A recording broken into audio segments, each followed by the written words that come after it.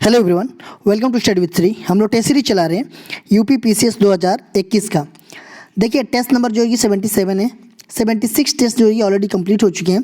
Playlist बना रखी है, आप लोग जाकर के वहाँ पे देख सकते हैं। देखिए अगर आप यूपी जीआईसी की तैयारी कर रहे हैं, आरओ की कर रहे हैं, यूपी एसआई की कर रहे हैं, लेखपाल की कर रहे हैं, एनटीपीसी आरआरबी ग्रुप डी की कर रहे हैं या फिर एसएससी की कर रहे हैं, तो आप लोगों के लिए टेस्ट काफ़ी फ़ायदेमंद है। तो स्टार्ट करते हैं। फर्स्ट क्वेश्चन है, शराय नहर राय और महदहा संबंधित है। विंध्य क्षेत्र के नवपाषाण संस्कृति से, गंगा घाटी के मध्य पाषाण संस्कृति से, विंध्य क्षेत्र के मध्य पाषाण संस्कृति से, एंड फोर्थ ऑप्शन है गंगा घाटी की नवपाषाण संस्कृति से। तो ये दोनों स्थान जो हैं सराय नहर राय और महदहा, ये किससे संबंधित है? तो ये संबंधित है आपका गंगा घाटी की मध्य पाषाण संस्कृति से। ये सेकेंड ऑप्शन आपका सही हो जाएगा। देखिए सराय नहर और महदहा ये दोनों स्थान कहाँ पे हैं? तो ये दोनों स्थान जो है कि आपका प्रतापगढ़ में है, उत्तर प्रदेश के प्रतापगढ़ डिस्ट्रिक्ट में। देखिए सराय नहर जो है कि इससे जो है ना, इसका उत्खनन जो है कि इलाहाबाद विश्वविद्यालय की ओर से हुआ था, ठीक है। और इसमें 2 पुरुष और 2 स्त्री का एक साथ दफनाए जाने का साक्ष्य प्राप्त हुआ है, ठीक है। नेक्स्ट क्वेश्चन देखते हैं। सूची फर्स्ट को सूची सेकेंड से सुमेलित कीजिए तथा सूचियों के नीचे दिए गए कूट का उपयोग करके सही उत्तर का चयन कीजिए। सूची फर्स्ट में दिया गया है बिरभानपुर, बनास संस्कृति, उज्जैन, ताम्रनिधि, कायथा, गैरिक मृदभांड परंपरा, अहाड़, लघु पाषाण उपकरण। तो इसको सूची फर्स्ट से सूची सेकेंड को सुमेलित करना है। तो देखिए बिरभानपुर ये जो है कि लघु पाषाण उपकरण प्राप्त हुए हैं, ठीक है, बिरभानपुर से। तो ये हो जाएगा आपका ए का 4। उज्जैन से आपका जो है कि गैरिक मृदभांड परंपरा प्राप्त हुई है। कायथा यहाँ से आपका क्या हुआ है? तो ताम्रनिधि प्राप्त हुई है। और अहाड़ से बनास संस्कृति प्राप्त हुई है, ठीक है। तो ये हो जाएगा आपका A4 B3 C2 D1 4321 4321 कौन सा है? तो आपका ये फोर्थ ऑप्शन आपका सही है, 4321। नेक्स्ट क्वेश्चन देखते हैं। निम्नलिखित में से कौन शैव संप्रदाय है? पाशुपत, जंगम, सातवत, कापालिक। नीचे दिए गए कूट में से सही उत्तर का चयन करें। तो ये शैव संप्रदाय है कौन? तो इसमें से जो है कि आपका ये देखिए पशुपत है एक, और आपका है फिर ये जंगम 2, और एक है ये कायपालिक। तो 1, 2 और 4, 1, 2 और 4 कौन सा है? तो ये थर्ड ऑप्शन आपका सही हो जाएगा। नेक्स्ट क्वेश्चन देखते हैं। निम्नलिखित राजाओं में से किसने खंभात में एक मस्जिद के जीर्णोद्धार के लिए अपने निजी कोष से 1 लाख बलोत्रा का अनुदान दिया था? वो कौन था? जयसिंह सिद्धराज, भीम प्रथम, कुमारपाल, चामुंडराय। तो ये क्वेश्चन कह रहा है कि निम्न राजाओं में से किसने खंभात में एक मस्जिद के जीर्णोद्धार के लिए अपने निजी कोष से 1 लाख बलोत्रा का अनुदान दिया था? तो वो कौन था? तो वो था आपका जयसिंह सिद्धराज। ये फर्स्ट ऑप्शन आपका सही है, ठीक है, इन्होंने दिया था। देखिए जयसिंह सिद्धराज जो है कि गुजरात के चालुक्य वंश का एक प्रमुख शासक था, ठीक है। इसने अपनी माता जी के कहने पे क्या किया कि जो सोमनाथ मंदिर है उसके जो दर्शनार्थ हैं, मतलब जो दर्शन करने वाले यात्री हैं, उन पे लगने वाला जो तीर्थ कर जो है कि उसको समाप्त कर दिया था, ठीक है। देखिए जैन लेखक तथा अन्य साक्ष्यों से पता ये चलता है कि इसने बर्बरक नामक दृष्टि को मारकर जो है कि बर्बरक जीणु तथा सिद्धूराज की उपाधि ग्रहण की थी, ये जयसिंह सिद्धराज ने। नेक्स्ट क्वेश्चन देखते हैं। मुगल कालीन भारत में अधोलिखित वस्तुओं में से किसका निर्यात सर्वाधिक किया जाता था? चीनी एवं सोरा, सोना चांदी एवं घोड़े, सूती और रेशमी वस्त्र, अफीम और नील। तो ये मुगल कालीन भारत की बात की जा रही है। मुगल कालीन भारत में किन वस्तुओं का जो है कि निर्यात सर्वाधिक किया जाता था, ठीक है। तो वो किया जाता था आपका किसका? तो सूती और रेशम का। ये थर्ड ऑप्शन आपका सही है। देखिए निर्यात का मतलब क्या होता है कि मतलब जो भी चीज़ें हमारे देश से दूसरे देश में मतलब जा रही है, ठीक है, उसको निर्यात बोलते हैं। और आयात किसे बोलते हैं कि जो दूसरे देशों से हमारे देशों में बस मतलब जो भी वस्तु खरीदा जाता है जो आती हैं उसको आयात कहते हैं। ठीक है, नेक्स्ट क्वेश्चन देखते हैं।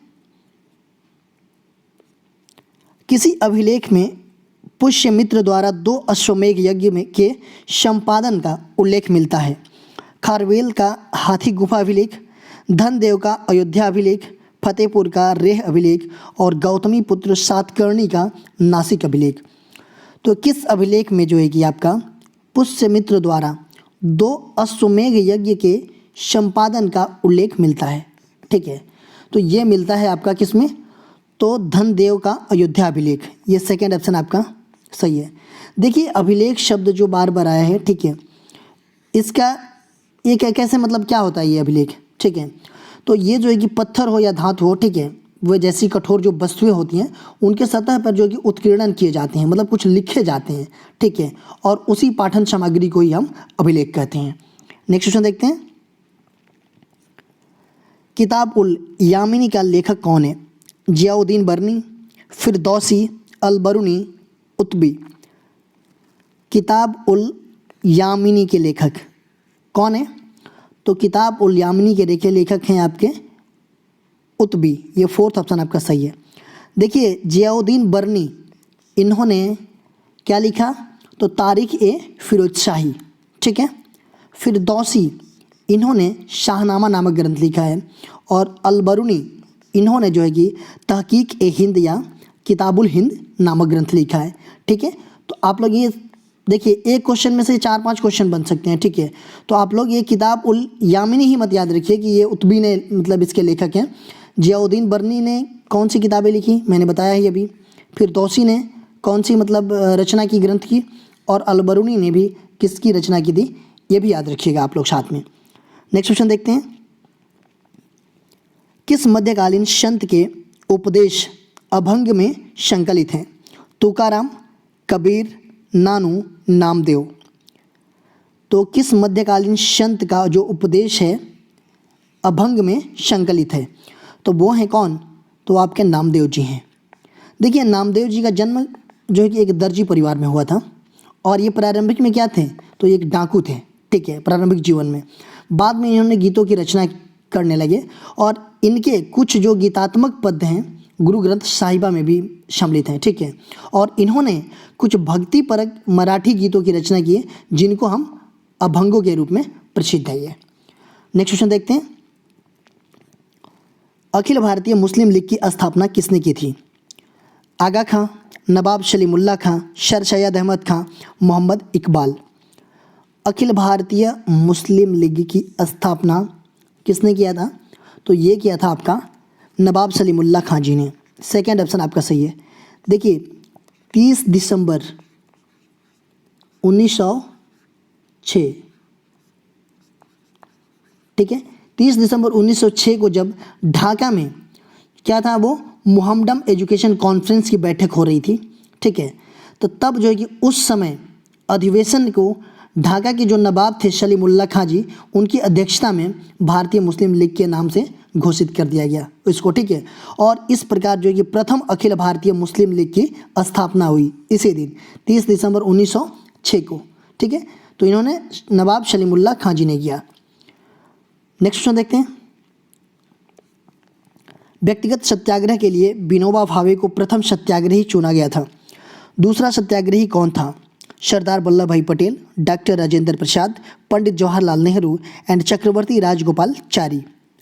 तो व्यक्तिगत सत्याग्रह के लिए विनोबा भावे जी को तो प्रथम सत्याग्रही चुना गया, लेकिन दूसरा सत्याग्रही जो है किसे चुना गया? तो देखिए सबसे पहले तो व्यक्तिगत सत्याग्रह के बारे में हम जानते हैं।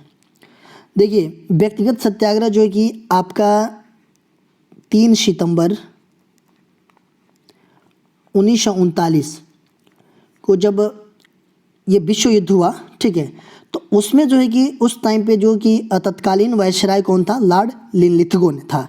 ठीक है, उन्होंने ये घोषणा कर दिया कि भारत भी द्वितीय विश्व युद्ध में सम्मिलित है।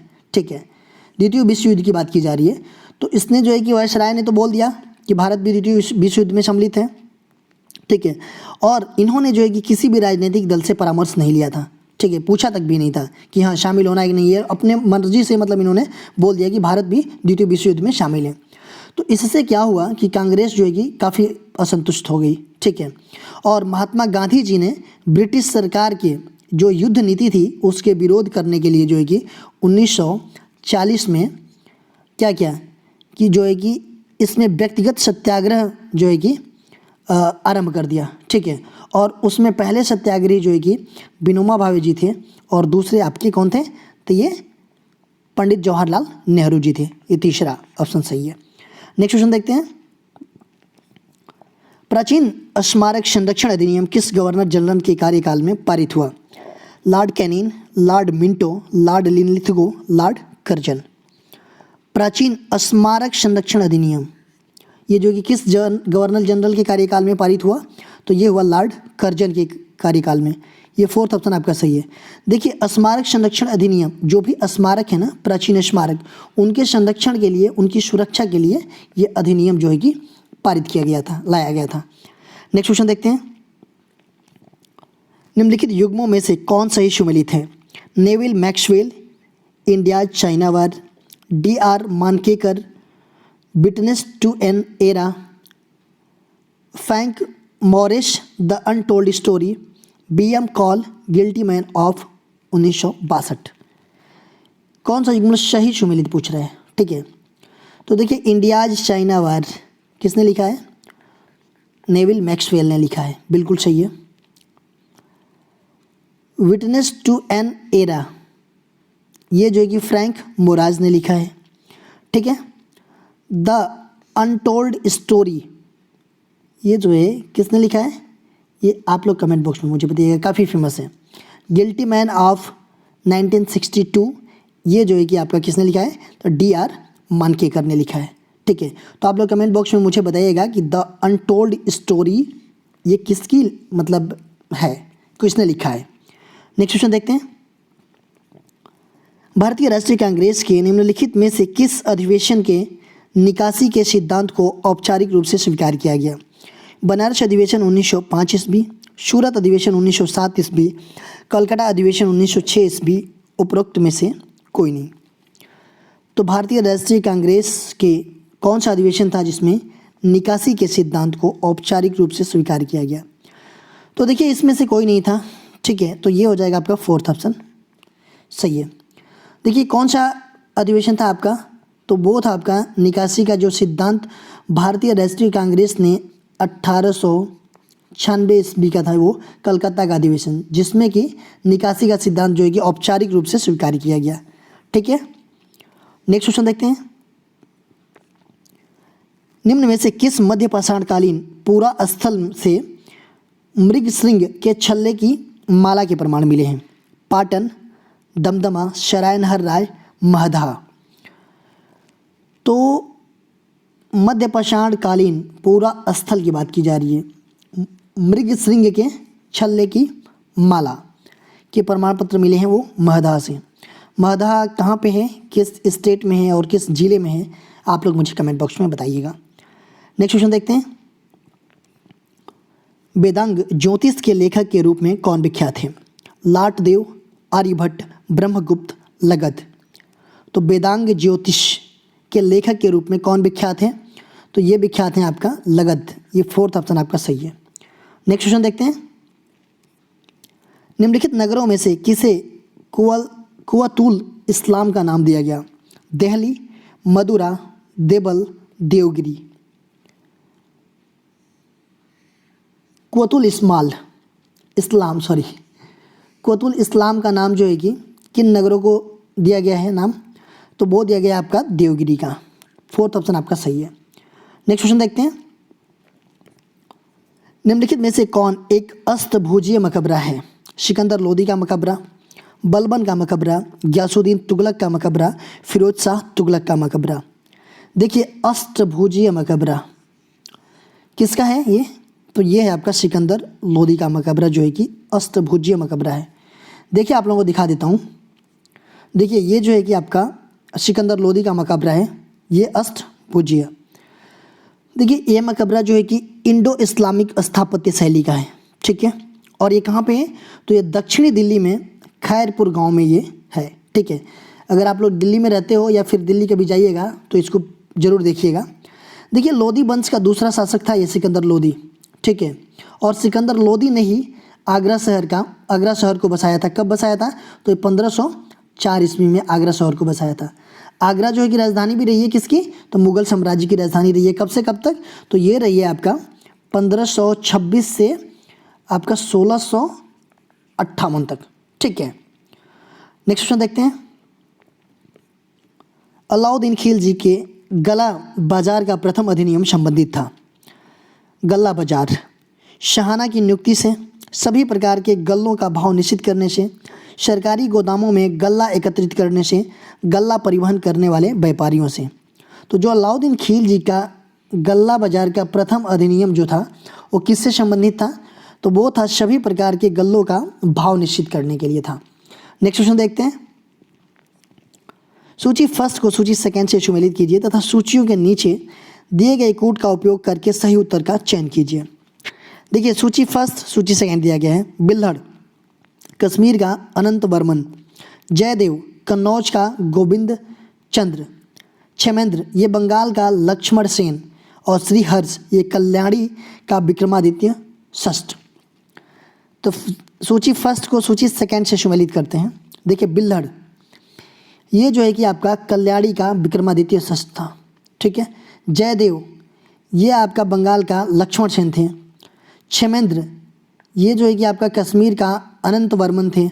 और श्रीहर्ष ये कन्नौज का गोविंद चंद्र थे। तो ये हो जाएगा आपका A4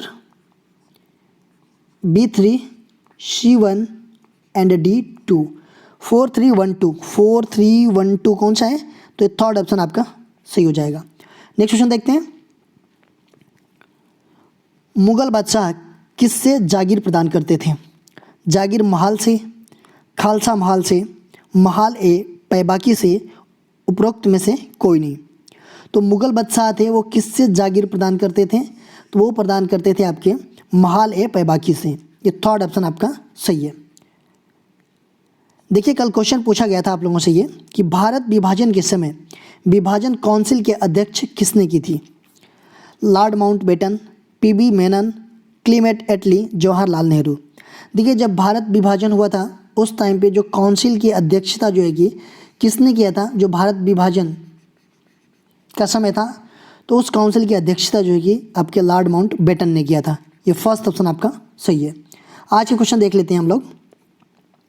निम्नलिखित राज्यों में से किसमें गरीबी रेखा से नीचे न्यूनतम प्रतिशत का योगदान है? आंध्र प्रदेश, गुजरात, केरल, पंजाब। देखिए, क्वेश्चन समझिएगा आप लोग कि कौन सा वह राज्य है जिसमें गरीबी रेखा से जो नीचे लोग हैं उसमें न्यूनतम प्रतिशत का योगदान है। ठीक है, वो कौन सा स्टेट है? आप लोग कमेंट बॉक्स में मुझे बताइएगा। इसका जो है कि आंसर मैं नेक्स्ट वीडियो में आप लोगों को बता दूंगा। देखिए, अगर आप जो है कि इंस्टाग्राम, फेसबुक पे भी फॉलो करना चाहते हैं तो आप लोग फॉलो कर सकते हैं। इंस्टाग्राम पे हमारी आईडी है स्टडी विद श्री 25। फेसबुक पे एक हमारा पेज है स्टडी विद श्री के नाम पे, और फेसबुक एक हमारा ग्रुप है UPPCS BEO RO करके। तो आप लोग यहाँ भी कनेक्ट हो सकते हैं। यहाँ पे भी स्टडी से रिलेटेड चीज़ें पोस्ट की जाती है जिससे आप लोगों को फ़ायदा पहुँच सकता है। दोस्तों, अगर वीडियो अच्छी लगी तो लाइक कीजिएगा, सब्सक्राइब कीजिएगा, शेयर कीजिएगा अपने दोस्तों में।